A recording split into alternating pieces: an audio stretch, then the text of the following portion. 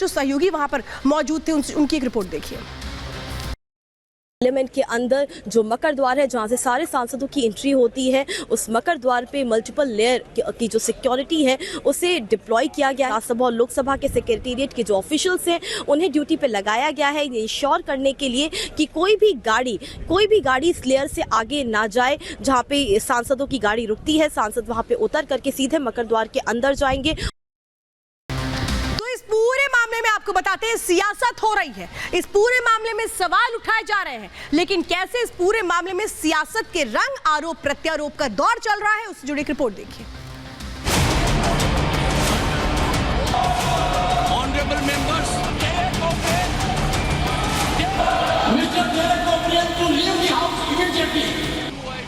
दो दिन दो तस्वीरें और देश के आम आदमी के जहन में कई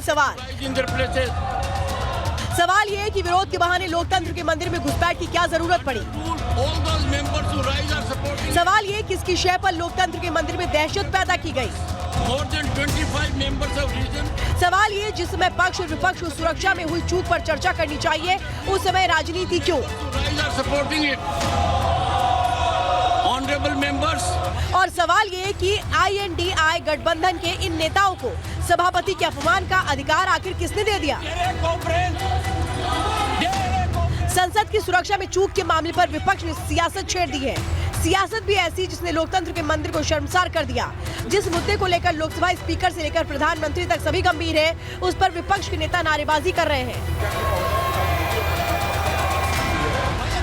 हंगामे की रणनीति बनाकर राज्यसभा में पहुंचे टीएमसी के सांसद डेरेक ओब्रायन ने संसद की मर्यादा को ताक पर रख दिया। पहले वेल में आकर नारेबाजी की और फिर सभापति से बहस। डेरेक ओब्रायन की इस हरकत ने पूरे सत्र के लिए उन्हें सदन से सस्पेंड करा दिया है।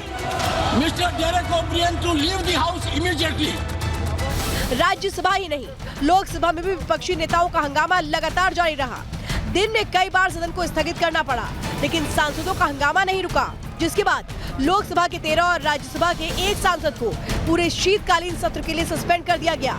जिस सदन में जनता के हितों की चर्चा होनी चाहिए थी, वहां आरोप प्रत्यारोप का दौर चलता रहा।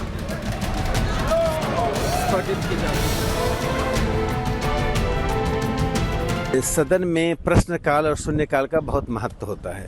इन दोनों को बाधित करना ये विपक्ष का फितरत बन गया है, और आप देखें कि पिछले पूरे सत्र में उन्होंने प्रश्नकाल और शून्यकाल नहीं होने दिया। इसका एक ही तात्पर्य है कि संसदीय जनतंत्र के बुनियाद को कमजोर करना। इतना बड़ा वाकया हो गया देश के लिए। हिंदुस्तान की सबसे बड़ी पंचायत की सिक्योरिटी में इतनी बड़ी सेंध लग गई। क्या हम सांसदों की जिंदगी इतनी सस्ती है कि उसको इतना लाइटली लिया जाए। जहां सांसदों की सुरक्षा की जिम्मेदारी खुद स्पीकर ओम बिरला ने ली, वहीं रक्षा मंत्री राजनाथ सिंह ने कल हुई घटना की निंदा करते हुए कहा कि सभी सांसदों को ध्यान रखना होगा कि अराजक तत्वों को संसद में एंट्री न मिले। बावजूद इसके विपक्ष के तेवर नर्म पड़ने की बजाय और आक्रामक हो गए। मैं समझता हूं कि भविष्य में हम सारे सांसद, चाहे वो पक्ष के हों अथवा विपक्ष के हों,